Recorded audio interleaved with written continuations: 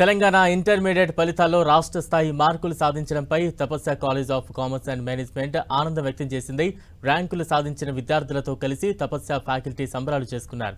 ఈ సందర్భంగా ఉత్తమ ర్యాంకులు సాధించిన విద్యార్థులను తపస్య విద్యా సంస్థల చైర్మన్ ముప్పాల శ్రీధర్, అధ్యాపకులు అభినందించారు. అధ్యాపకుల సలహాలు, కృషి, తల్లిదండ్రుల సహకారం వల్లనే ఈ ర్యాంకులు సాధించామని విద్యార్థులు తెలియజేశారు.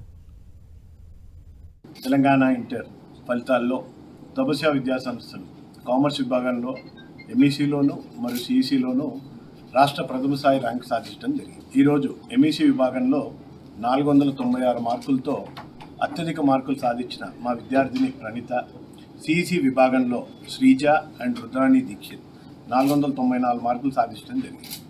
ఇది తపస్య విద్యా సంస్థలు 9వ స్టేట్ ఫస్ట్ సాధించడం జరుగుతుంది.